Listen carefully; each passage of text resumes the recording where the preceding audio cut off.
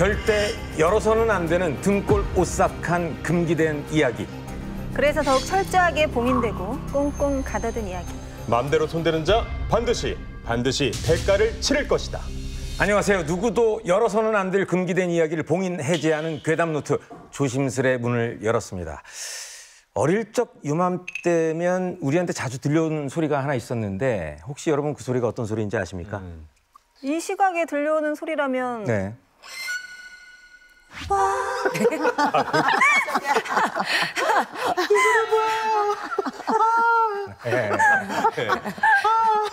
이게 이제 우리가 너무 그쪽으로 빠지지 말고 건전하게 생각을 해봐요. 아직도 제가 몰라. 알겠습니다. 이맘때면 네네네. 지금 이 시간 이맘때면은 들리는 소리 메밀무 찹쌀 맞아요. 네. 많이 맞아요. 들었죠. 어릴 때 진짜 많이 들었었는데 들었죠. 요즘에 통 못 듣는 것 같아요. 못 들어요 요즘에. 요즘은 없죠. 아유, 요즘에는 또 뭐 치킨, 피자, 라면 뭐 시켜볼 게 워낙 많으니까. 전화만 하면 다 오니까. 네. 기호의 변화도 한몫하는 것 같아요. 맞아요. 그런 이유들도 있고 요즘은 이제 대부분 아파트에 사니까 장사하시는 분들이 이제 아파트 안에 들어가서 판매를 못 하시잖아요. 아, 그럴 수도 있고. 그리고 또 아파트 자체가 소음이 잘 안 들리게 설계가 되어 있어서 예전처럼 그 소리가 또 잘 안 들려요. 맞아요. 정다운 소리. 그런 게 좀 아쉽긴 합니다. 맞습니다. 아쉽지만 이렇게 배달 오토바이 소리가 뭐 우리 아이들한테 나중에 또 추억의 소리가 되지 않을까 이런 생각이 드는데요. 자, 오늘도 반가운 얼굴들도 나오셨습니다. 오늘의 추억을 쌓으실 네 분의 선생님들.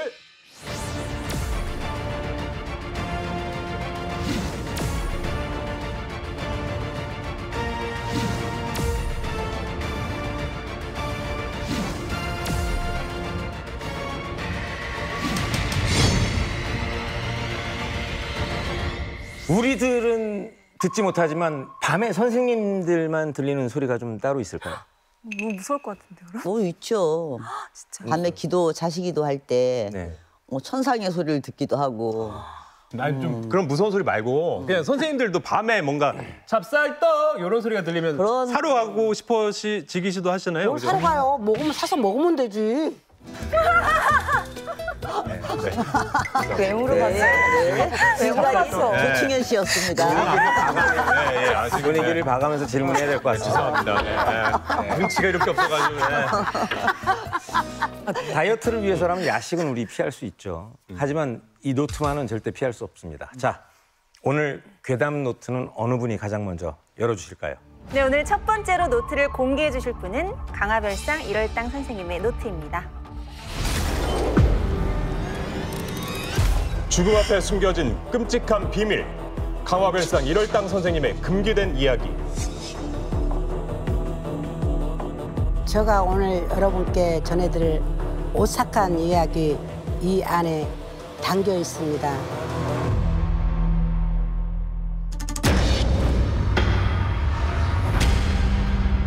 세상에는 영원한 비밀은 없다고 하는데요.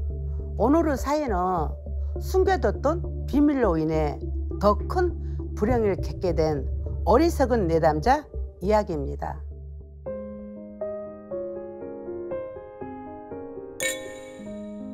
창군 씨와 재영 씨는 고향에서 함께 자란 선후배로 함께 사업까지 하는 친한 선후배였습니다.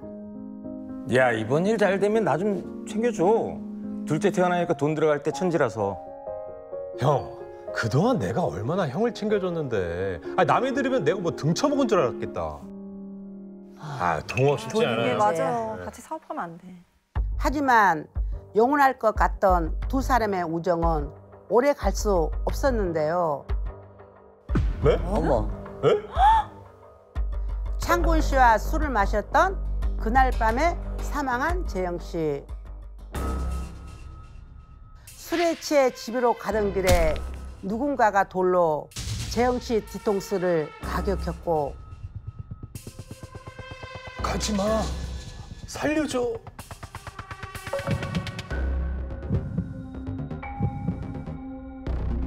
객사한 거예요? 객사? 객사네, 객사. 설상가상으로 새벽비에 사건 현장마저 훼손되어 범인마저 알 수 없게 되었습니다. 그런데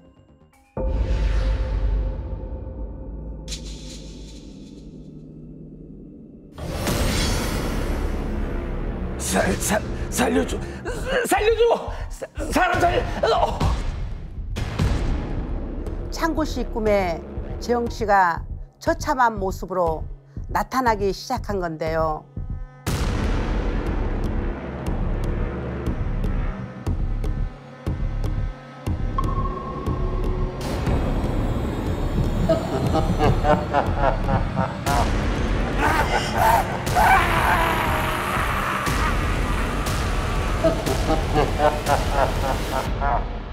계속 지금 맴도네요. 아. 심지어 잠을 자면 죽은 재영 씨의 목소리가 한청처럼 자꾸만 들려왔죠. 같이 가자. 같이 가야지. 형도 같이 가자. 이제 그만해. 제발.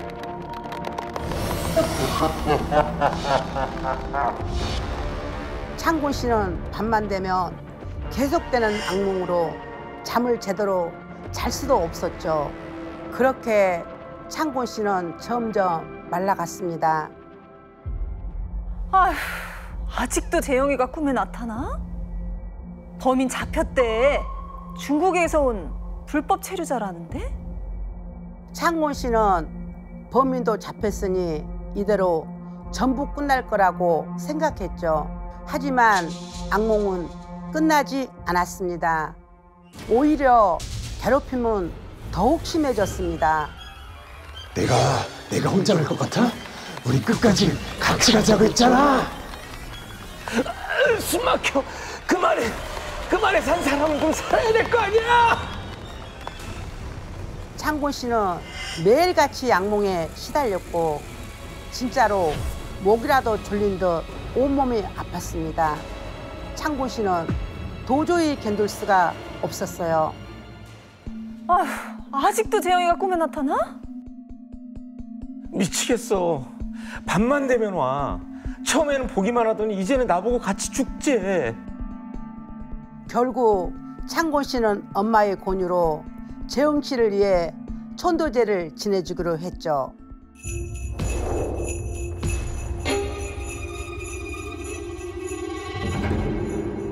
너 뭔 짓 했지? 너 관제수 있어. 무슨 소리세요? 저 진짜로 죽은 동생 한 풀어주려고 온 거예요.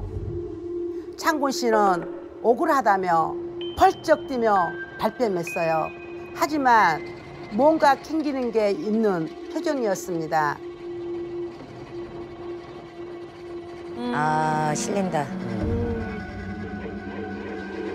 형이잖아. 형이 그런 거잖아.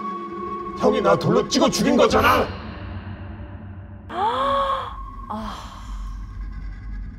이런 경우가 있구나. 그랬습니다. 형은 주식만 안 하면 돼. 응? 왜 뭐 주식을 해가지고 집까지 다 날려먹고 그래? 아, 하나만 터지면 되는 건데. 아, 진짜. 아예 하나가 안 터지네. 그 하나가 터지겠어? 나 같으면 집 말아먹었으면 대리라도 뛴다. 어? 차 대리 딱이네. 어? 이 새끼가 죽고 싶나?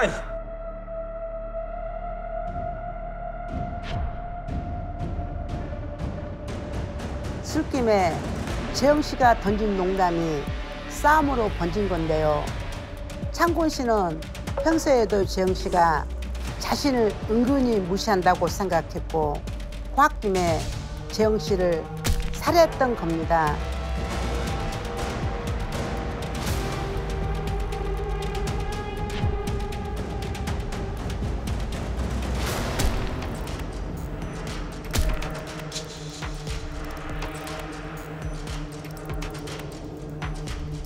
아이고. 자격지심이 있었네. 결국 친분이 있던 중국 사람을 통해 자신을 대신해 죄를 뒤집어 쓸 사람을 고용했죠. 범인이 잡힌 이후에도 의문점이 많아 수사는 계속됐고 창곤 씨는 두려움에 떨다가 스스로 목숨을 끊은 건데요. 영원한 비밀을 만들기 위해 용서받을 기회를 버린 남자. 세상에 영원한 비밀은 없는 법. 죽음으로 회피해도 그 책임은 사라지지 않을 겁니다.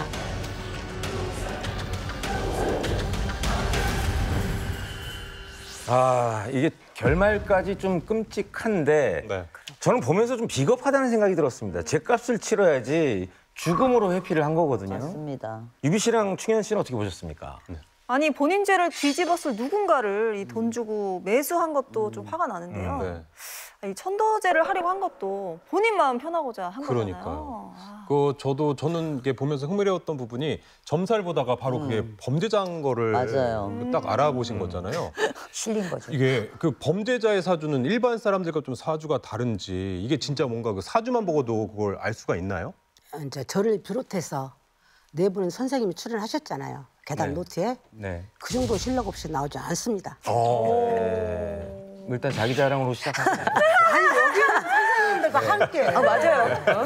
다 해라고 이야기했잖아요. 맞습니다. 네. 그렇죠. 그런데 이제 우리가 저는 신점과 사주를 같이 봐요. 네. 같이 보는데 하루 전날 타든지 아니면 당일날 타든지 저 같은 경우에는 칼, 송곳, 가위, 망치 무서운 건 다 감춰요. 좀 위협적인 거. 손님이 위협을 느끼니까. 제가 다 감춰요. 그리고 저도요. 사시나무 떨듯이 두두두두두두 쪼그려 앉아가지고 모퉁이 앉아가지고 그러니까 그런 분이 오면 그러다가 정말 사주를 딱 보잖아요. 네. 물론 그 기운은 말할 것도 없고 예. 사주를 딱 보면 거기서 피가 쫙 보여요. 아 진짜로. 진짜로 살인자구나. 그러면 우리가 아는 척 할게요, 안 할게요? 안 할 것 같은데. 무서워서 못해요. 못해. 그냥 내년에 사업하시려고 그러세요. 내년에 사업이 잘 되는데 뭐 물어볼 것도 없는데 좋은 것만 있는데 예 물어보러 오셨어. 아니 그러다 죽으면 어떡해. 그러니까 112 18 신고해야 될 것 같고 막 그런 느낌. 네. 아니 창곤 씨의 사주를 보고 관제수가 있다고 이야기를 했거든요. 예. 관제수가 정확하게 뭔가요? 간제수라는 거 나라에서 네네. 하지 말라고 법으로 정해졌잖아요. 이거 하지 마라. 그랬을 때는 어떻게 해요? 뭐 하잖아요. 그거 다 간제 쓴 거예요. 그래서 그러면 이제 관에 들어갈 그렇죠. 수가 있다. 간청에 소송, 뭐 경찰에서는 싸우고 간제수. 그거 다 간제수야. 네네네. 그러니까 관에 갈 수, 그러니까 예. 관에 갈 수 있다. 예. 그런 관제수를 얘기하네요. 네. 아니 그러면 관제수가 있다라는 분은 이제 지금은 범죄를 저지르지 않았지만 나중에 범죄를 저지를 수 있으니 그걸 피해보자라는 걸로 관제수에 대한 걸 막기 위해서 해주는 거잖아요. 네. 그러면은 그것도 아세요? 관제수가 있는데 아직 그 범죄를 저지르지 않고 나한테 왔어. 관제수가 있는데 넌 범죄를 저지른 상태에서 나한테 왔어. 이것도 알 수 있어요? 예. 오. 이제 저질린 상태에서 왔을 때는 이 기운이 아 달라요. 까매요. 까매. 기운이 달라. 까매요. 근데 저질 사람들한테는 이제 미리 말을 하죠. 일러주죠. 그래서 저희가 명석이 앞을 보는 사람들인데 네. 그럴 때는 언제 조심해라. 그럴 땐 누가 불러도 나가지 마라. 딱 집에서 있어라. 텔레비만 보고 있어라. 술도 없애버려라. 전화기 끊어라.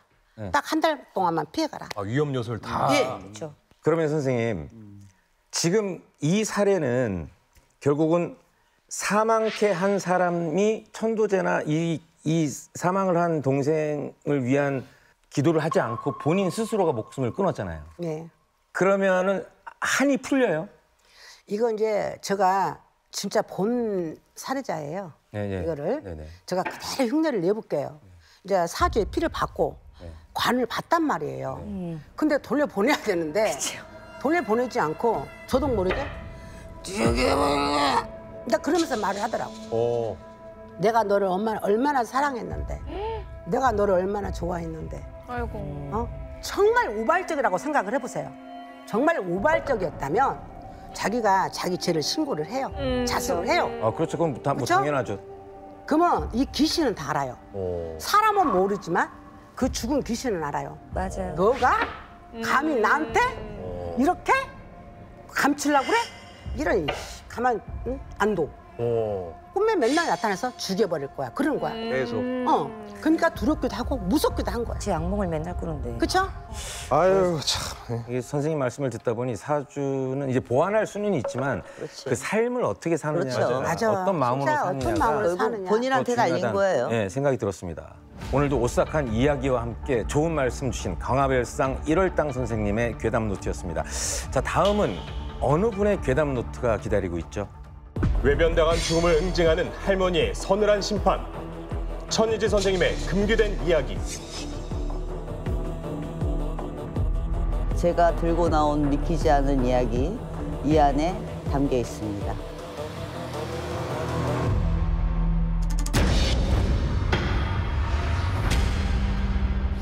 이 일을 하다 보면 인간의 희노애락은 물론 외면하고 싶은 추한 모습을 마주하곤 합니다. 이번 이야기는 그 추악함에 관한 어느 내담자의 사연입니다. 15살의 미정이는 매일 밤 자지 않으려 노력했습니다. 이유는요, 악몽과 가위놀림 때문이었습니다. 그날도 늘 두고 자던 인형을 옆에 두고 억지로 잠을 버티고 있었는데요. 쏟아지는 잠을 이기지는 못했습니다. 너도 가야지. 소리에 깜짝 놀란 미정이 주변을 둘러봤는데 아무도 없었습니다.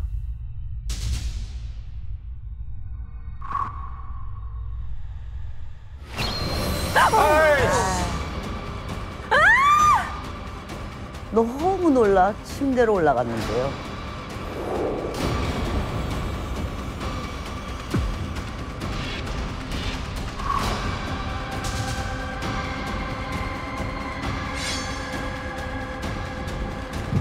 너도 가야지. 발버둥 쳤지만 소용이 없었습니다. 귓가엔 계속 같이 가자는 말만 들릴 뿐. 이렇게 죽는구나 싶던 순간 맞춰둔 휴대폰 알람에서 진동이 울려 발을 건드려 깰 수 있었는데요. 이제 가위에 눌린 거지. 인형과 할머니의 일이 꿈인지 현실인지 구분이 안 갈 정도로 너무나 생생했습니다. 혹시나 하고 바닥에 떨어진 인형을 보았는데요. 순간 소름이 돋은 미정이는 인형을 쓰레기통에 버렸습니다. 다음 날 아침 거실로 나간 미정이는 기절하는 줄 알았습니다.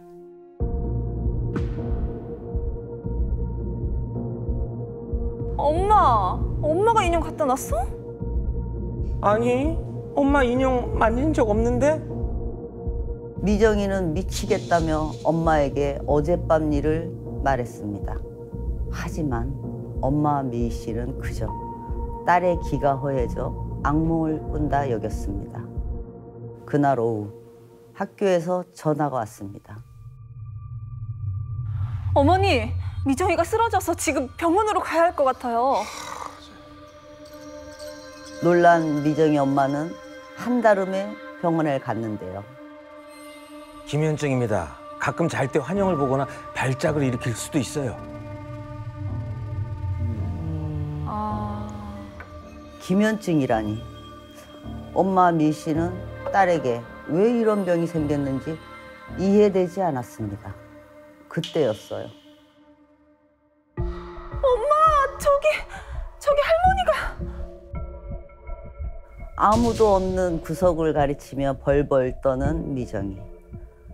그러더니 할머니가 자기를 죽이려 한다면서 몸부림을 치기 시작했습니다. 의사와 간호사가 제압을 했지만 미정이는 발작을 일으키며 기절했습니다. 야, 무슨 사연일까 저게. 그리고 그날 이후 나날이 병들어갔습니다. 엄마 미희 씨는 몸에 좋다는 약과 음식을 먹였지만 소용이 없었어요. 눈물 마를 날이 없던 어느 날 미희야, 인형을 태워야 해. 그래야 미정이가 산다. 그래야 살아. 영문을 몰랐지만 지푸라기라도 잡고 싶은 심정으로 인형을 태웠습니다. 그러자 거짓말처럼 미정인 괜찮아졌고 일상생활마저 할 수 있게 됐는데요. 하지만 미희 씨는 이 모든 일이 너무 기묘해 고민 끝에 저를 찾아왔습니다. 그러자 제가 모시는 신령님이 불같이 호통을 쳤습니다. 네가 사람이냐? 얼마나 한이 됐으면 외할머니가 증손녀를 주기로 했을까? 미 씨는 그게 무슨 말이냐고 되물었습니다. 그러자 호통은 더 커졌어요. 너는 뭐 했냐? 엄마 죽을 때 뭐 했어? 그렇게 널 보고 싶어 했었는데 죽었다고 연락했더니 또 버렸잖아. 순간 부끄러운 과거가 떠올랐습니다. 엄마 미 씨는 결혼 전 술집 작부인 엄마가 부끄러워 시댁에 고아라고 거짓말하며 엄마를 외면한 채 살았었거든요. 아우, 고아라고 아예 그렇게 불렀어요.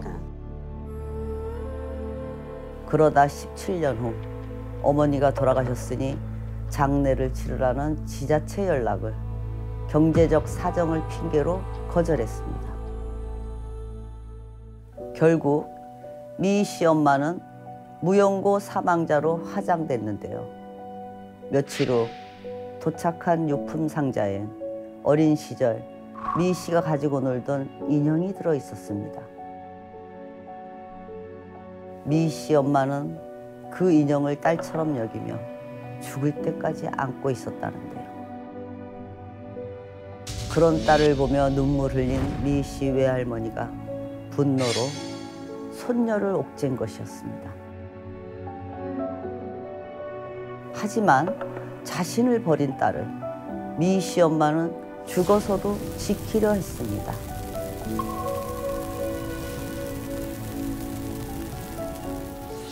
저는 영상을 보면서 이 인형이 좀 궁금했습니다. 그 영화나 드라마를 봐도 인형의 귀신이 자주 깃들잖아요. 네. 예. 그 이유가 뭘까요, 선생님? 인형이라는 거는 본래 이렇게 사람의 형상을 본떠서 만든 거잖아요. 네. 그래서 이제 자신이 머물 수 있는 몸처럼 생각하고 집처럼 생각하고 이제 그렇게 느껴질 수가 있기 때문에 그래서 귀신들이 인간이 좋아했던 애착 인형이라든지 네. 그런 것들에 쉽게 깃들기 시작합니다. 아. 특히 돌아가신 분들의 이제 유품에 남아 있는 인형이라든지 그분이 평소에 좋아했던 애장품이라든지 그런 것들은 반드시 같이 소각을 해야 됩니다. 맞아요. 맞아, 진짜로 그래야 돼. 태워야 돼. 그럼 만약에 그 어머니의 장례를 정성껏 치러드렸다면 이런 일이 없었을까요? 그렇죠. 모든 문제는 막을 수 있잖아요. 모든 문제에 답이 있듯이. 그렇죠. 그러니까 막을 수 있는 걸 못 막은 것이죠. 그래서 전화가 왔을 때도 진짜 자기 형편에 맞춰서 정성스럽게 장례라도 치렀다면은 미 씨 할머니도 화가 나지는 않았겠죠. 네, 저도 개인적으로 그 미 씨가 선생님한테 혼날 때 굉장히 저는 속이 다 시원했거든요. 네, 진짜 그 엄마를 2번 죽인 거나 마찬가지잖아요. 그런데 그 이후에 그 미 씨는 좀 어떻게 됐나요? 뭐 나한테 엄청 깨졌죠. 잘하셨네요. 아주 잘하셨어 아주. 예. 혼나야 돼. 예. 제사라도 챙겨 지내라 했더니 돌아가신 날짜를 기억을 못 한다고. 그래서 그 이후로 제가 백중날 대신 해드리고 있어요. 그래서 그날은 돌아가신 날짜와 이름을 몰라도 무슨 성씨에 뭐 어느 대에 자손이다 하고 이제 자손 이름을 이제 명패를 걸어놓고 이제 모시면은 귀신같이 찾아오십니다. 그래요. 귀신이니까 귀신. 귀신같이 찾아오십니다. 초대장을 받으시면 맞아요. 귀신같이 오십니다. 이게 제가 아는 그 백중날은 음력 7월 15일에 김매기가 끝난 후에 즐기는 농민들의 명절로 알고 있거든요. 제가 모르는 그 다른 의미도 있나요? 그렇죠. 불교에서는 이제 우람분절이라고 해서 이제 지옥에 떨어진 영혼을 구제하고 조상님께 이제 공양도 올려드리고 그렇게 절에서는 천도제를 지내고 무속에서는 제사를 받지 못하시는 분들, 네.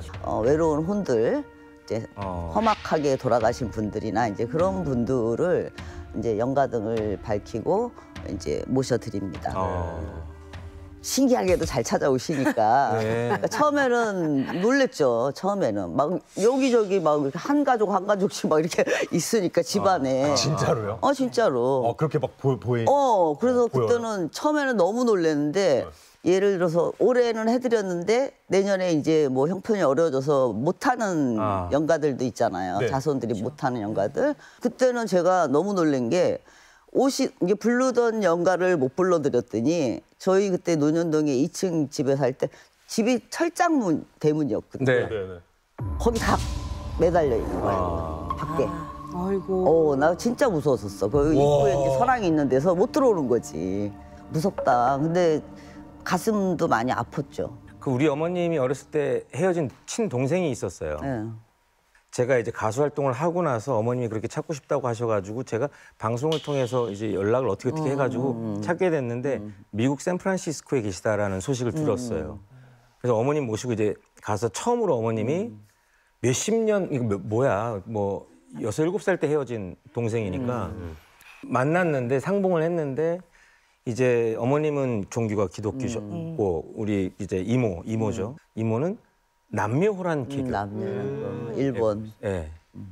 그래서 거기에서 서로 이렇게 그런 부분이 처음에는 만나서 첫날 너무 극적으로 참 어떻게 살았는지 서로 안부를 묻다가 그 두 번째 날서부터 그렇게 기도를 올리는 그 어머님의 동생의 모습을 보고 어머님이 이제 그러지 마라 이렇게 하다가 둘이 충돌이 생기죠. 충돌이 생겨가지고 그 뒤로 이제 헤어지고 또 이제 연락을 아이고. 주고 안 받으신 거예요. 아이고. 근데 이제 얼마 안 됐습니다. 한 8년 전이죠. 제가 하는 방송 프로그램을 통해 누가 연락을 하셨는데 이모가 돌아가셨다. 근데 이제 그거를 그 종교에서 네. 다 의식을 치러줬는데 이거를 제사를 지내주실 거면 보내드리고 그 유골함을 보내드리고 아니면 저희가 하겠습니다. 그래서 우리 어머님한테 물어봤죠. 그랬더니 어머님이 절대 싫다. 그래가지고 저는 그럴 수 있죠. 아무래도 좀 내 마음은 좀 약간 모시고 싶은데 못 모셨거든요. 그런 분들은 이제 마음에 그렇게 걸리는 네. 분들이 있으면 저렇게 백중 때나 그래서 저는 이제 이렇게 한 번씩 해드리는 내년서부터는 것도 우리 좋아요. 이모를 위해서 또 기도를 좀 드려야겠네요. 그건 뭐 아무것도 아니니까. 네네. 네. 지금까지 천인지 선생님의 이야기였습니다. 자, 다음 이야기 공개해 주시죠. 네, 이번엔 용궁도령 최기택 선생님의 괴담 노트입니다. 한순간에 욕정이 가져온 끔찍한 잔혹사. 용궁도령 최기택 선생님의 금기된 이야기. 제가 여러분께 들려드릴 참혹한 이야기는 이 안에 담겨 있습니다.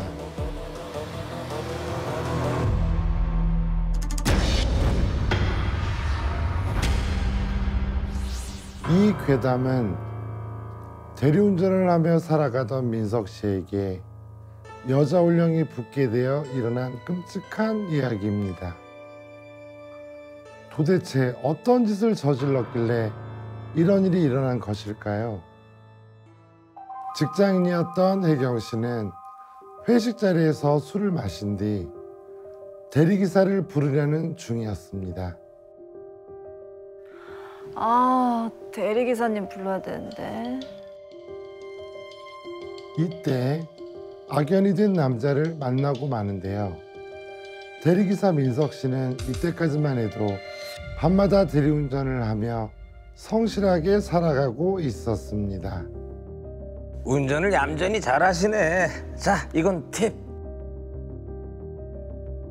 감사합니다, 사장님. 대리 필요하시면 언제든 불러주세요.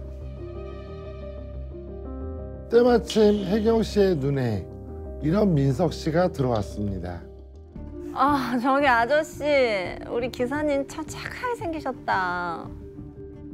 대리운전을 하던 민석 씨는 우연히 혜경 씨의 차를 운전하게 되었는데요. 비극은 여기에서부터 시작되었습니다. 시작이. 그냥 대리를 해주셨나 봐요. 술 취한 혜경 씨는 차 안이 더운 듯 아무 생각 없이 옷을 하나둘 벗기 시작했습니다. 아이고야. 이게 술이 술이 왼수야. 30대에 접어들면서부터 부쩍 외로움을 느끼고 있던 민석 씨. 자기도 모르게 자꾸만 시선이 혜경 씨에게로 갔습니다.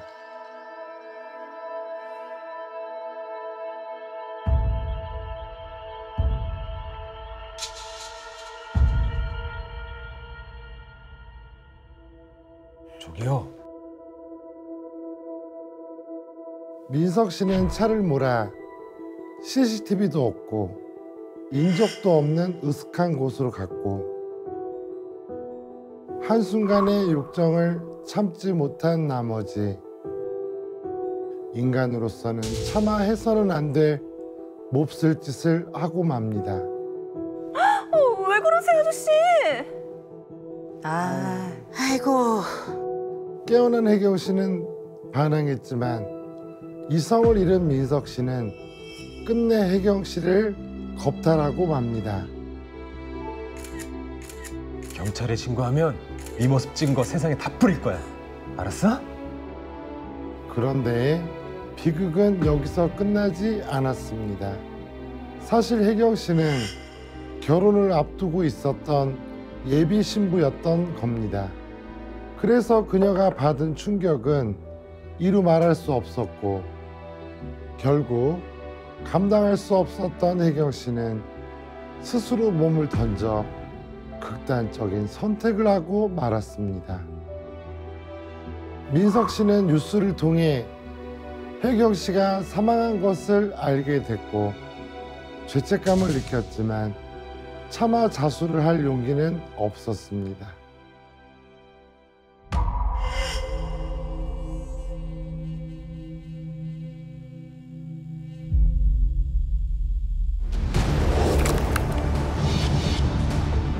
왜 그랬어? 나한테 왜 그랬어?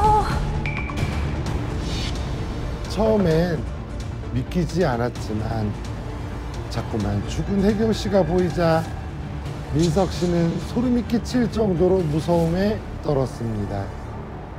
그러나 요즘 자신에게 일어나는 이런 일들은 피곤한 탓에 헛것이 보이는 것이라고 생각할 뿐 혜경 씨의 혼령이 자신에게 붙었을 거라곤 상상도 하지 못했습니다. 요즘 같은 세상에 귀신이 어딨다고? 어? 좀 쉬면 좋아지겠지. 이런 고통은 매일매일 이어졌습니다.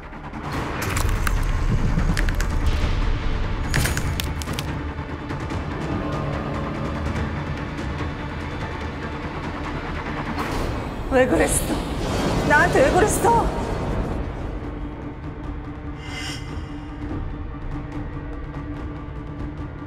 눈을 감으면 환청이 들리고 눈을 뜨면 귀신이 된 혜경 씨가 보였습니다. 민석 씨에게 일어난 이상한 일들은 이게 다가 아니었습니다.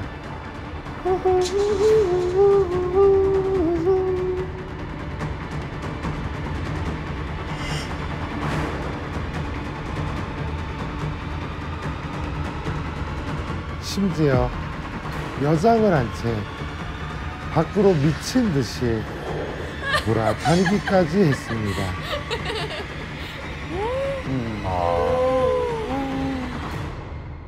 그제서야 민석 씨는 자신이 귀신이 씌었다는 것을 알게 되었고 결국 혜경 씨의 혼령을 떼어내려고 저를 찾아왔습니다. 저는 혜경 씨의 혼백을 달래주었고 민석 씨에겐 자수를 권했습니다. 민석 씨는 눈물을 뚝뚝 흘리며 죗값을 달게 받겠다며 자수를 했고 현재도 복역 중입니다. 이 괴담은 평범했던 한 남자가 순간의 욕정을 참지 못해 일어난 가슴 아프면서도 비극적인 이야기입니다.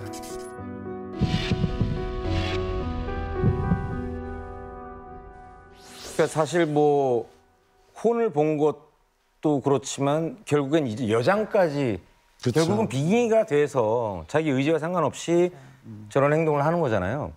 그 우리 무속인 분들께서는 빙의된 사람을 보면 이건 진짜 빙의다, 가짜 빙의다 알아챌 수 있는 거죠. 네. 네, 있죠. 근데 이분 같은 경우는 우리가 보통 이렇게 손님이 들어올 때는 이렇게 기운을 먼저 느껴요. 네. 저 같은 경우는 그런 소리를 자주 해요. 손님이 들어오면 왜 귀신을 달고 왔어?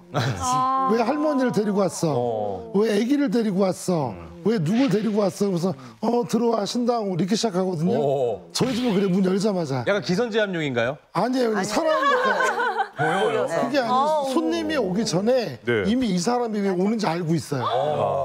신당에서 뭔가 빙의된 느낌. 네, 할머니 할아버지들 오늘은 뭐 신의 원당은 뭐 최씨 원당에 누가 들어섭니다. 할머니 할아버지 뭐 몇 시 예약을 했는데 그러면 그때부터 벌써 다 알고 있는 거예요. 느낌이 오시네요. 네, 그러니까 여기 MC 분들도 아까 다 기운을 느꼈지만 말을 좀 아끼고 있는 거고 쉽게 얘기하지만 근데 이제 그런 게 다 느껴져요. 그런 말씀이 더 무서워요. 그래요. 근데 이분은 오셨을 때부터 본인은 사업가라고 얘기를 했고 내 눈에 저는 이 사람은 사업할 사주가 아니었거든요. 이분은 그런 사주를 갖고 있는 사람이 아니에요. 관상도 아니고 목소리도 아니고 우리 선생님이 뭐 족팔? 팔. 네, 저는 손을 많이 보거든요. 손, 얼굴, 얼굴만 보면 네, 알죠. 코, 뭐 이런 걸 많이 보는데 따라 들어오는 거예요. 여자가. 내가 억울하게 죽었으니까 내 안을 풀어달라. 근데 우리가 상세 소리를 듣거나 쇳방울을 흔들지 않는 이상 내가 신이 아니기 때문에 모릅니다. 그래서 할머니 할아버지 성수님들한테 최씨 원당입니다. 뭐 해서 이런 사주가 들어왔습니다. 어떻습니까? 내가 좀 생각하는 게 맞습니까? 일러주세요. 당신 자살기가 있어. 근데 당신하고 인연 없는 사람 같은데. 자살기가 있다. 예, 이 사람 뭐 하는 사람이지? 당신 관제가 있는 사람이야. 지금 여기 있을 사람이 아닌데 반말한다고 기분 나빠하지 마세요. 지금 하는 얘기는 제가 하는 소리가 아닙니다. 할머니, 할아버지, 장모님들이 하시는 소리니까 똑바로 새겨 들으세요. 뭐 잘못하고 왔어요? 사람이 죽었다는데 당신이 죽인 거예요? 여자. 너무 충현이 보고 얘기하는 거 모르는 것 같아. 느꼈어요, 아니, 얼굴이 시시하게 애가 막 얼굴이 하얘져갖고 눈물 날라. 빨려 들어가. 네, 얘기해 주세요, 선생님. 네. 그래서 결국은 알게 되신 거고 그렇게 알게 됐죠. 자수까지 해라 해서 이제 자수까지 하게 된 사례가 된 거네요. 그렇죠. 그래서 설득을 했죠. 지금 여기에서 자수를 하게 되면은 그래도 나라에서는 내가 자수를 했기 때문에 어느 정도까지는 이게 될 것이다. 그러니 더 이상 뒤로 미루지 말고 네. 지금 합시다라고 달래고 얼랬어요. 그래서 저분은 저한테 오시고 나서 자수를 하셨고 고맙네. 네, 지금까지도 제가 면회를 다니고 있습니다. 아니 보통 이렇게 범죄를 저지르거나 그러면 약간 좀 우리 여자 선생님께서는 약간 무서워하기도 하고 뭔가 그런다고 하는데 그냥 완전 그냥 딱 눌러버리시네요. 아니 그러면 사람은 억울한 죽음을 당하면 귀신에 대해서 그 원한을 갚기도 하는데 이 동물이라고 해서 다르진 않을 것 같아요. 이제 그걸 축생령이라고 하는 거죠. 맞아요. 예. 이 남자분 같은 경우는 집에 강아지를 데리고 왔어요. 그 이야기를 좀 잠깐 하자면은 강아지를 왜 데려왔을까요? 강아지가 대수대명하는 거예요. 그런 사람들 우리 무당들이 닭하고 생타만 하는 게 아니라 강아지도 막 진짜 심할 때는 강아지가 죽거나 고양이가 죽어 나가서 죽어요. 주인 대신. 그래서 이걸 제물로 삼아서 강아지도 갖고 들어옵니다. 예, 그 옛날에 6.25 때는 전쟁 나면은 우리나라 일본에 쌤 막대를 박았잖아요. 네네. 똑같이 고추장통에다가 군인을 집어넣고 땅에다 묻는 거예요. 뼈통. 똑같이 제가 이해가 됐던 게 저희 할머니가 실제 살던 집 마당 가운데 그런 게 있었어요. 저희가 공사를 하면서 알아냈어요, 이거를. 용궁두령 최기택 선생님의 괴담 노트였습니다. 자, 다음 노트를 펼치실 분 누구시죠? 팔자에 대물림에 얽힌 슬프고도 안타까운 이야기. 임설아 선생님의 금기된 이야기입니다. 제가 오늘 여러분들께 들려드릴 믿지 못할 이야기 바로 여기에 있습니다.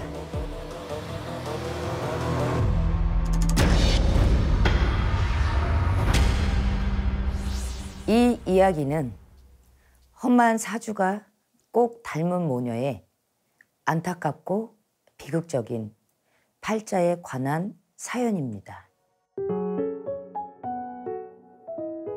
딸 정연이와 둘이 사는 성미 씨. 남들만큼 풍족하진 않지만 마음만큼은 그 누구보다 행복하다는데요. 엄마 내가 그렇게 좋아? 나 남친 생기면 어쩌나? 우리 엄마 울겠네. 너 남친 생겼어? 어떤 애야? 엄마가 남자 함부로 만나면 안 된댔지? 내가 너를 어떻게 시켰는데?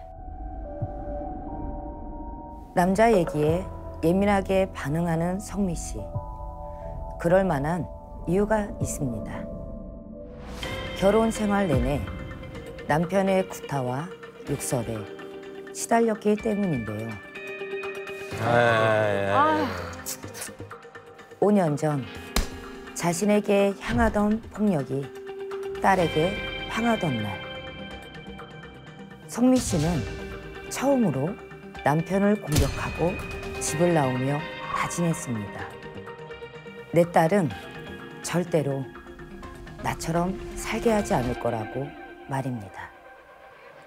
다행히 딸은 유복한 집안에 아주 다정하고 예의 바른 청년을 남자친구로 사귀었습니다. 성미 씨는 더 이상 바랄 게 없었습니다. 아무것도 몰랐던 그때는 말입니다. 내가 전화 즉각 받으라고 했지. 누구랑 뭐 하냐 늦게 받았어. 어?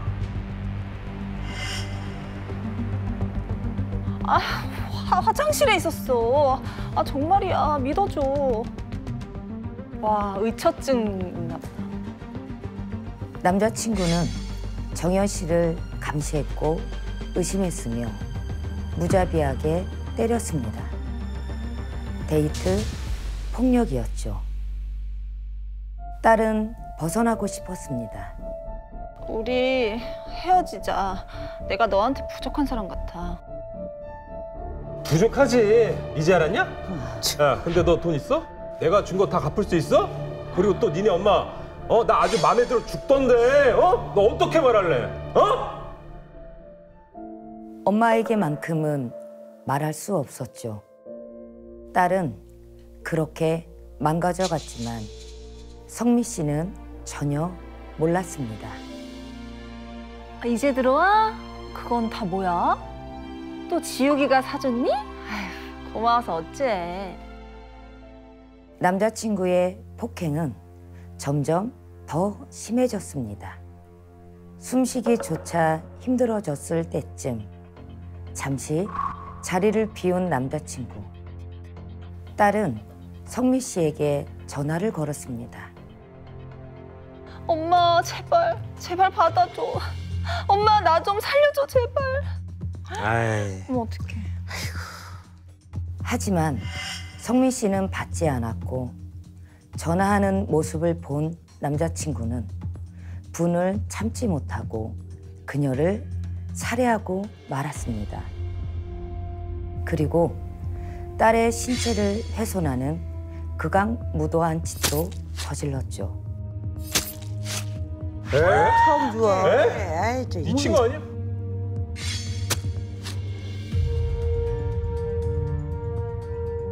만시창이가 되어 죽은 딸을 보고 나서야 진실을 알게 된 성미 씨. 엄마, 제발 받아줘. 엄마, 나 좀 살려줘, 제발. 성미 씨는 자신이 딸을 죽음으로 몬 것 같았습니다. 그 순간 핸드폰이 울렸습니다. 죽은 딸이었죠.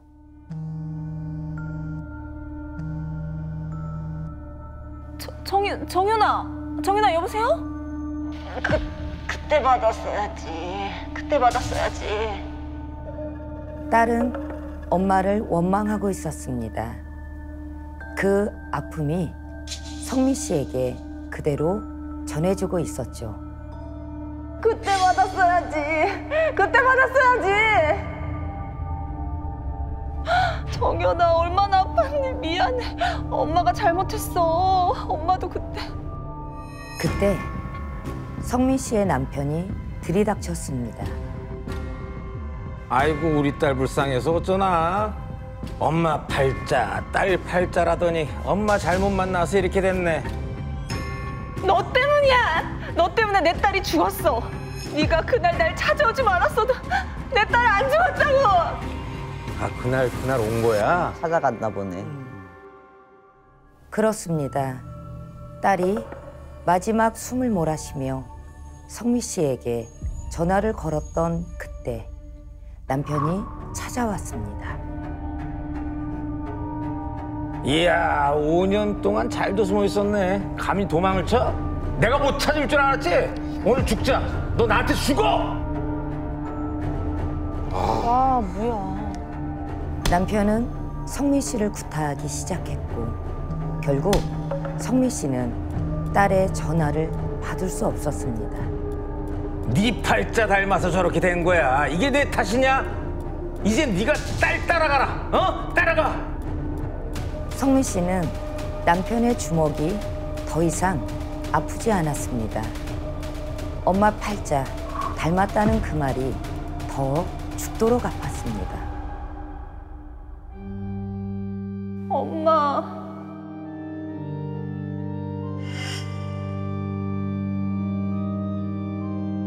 엄마. 정연아, 미안해. 엄마 팔자 물려줘서 엄마가 정말 미안해. 엄마도 지금 따라갈게. 아, 성미 씨의 험한 팔자는 그렇게 끝나가고 있었습니다.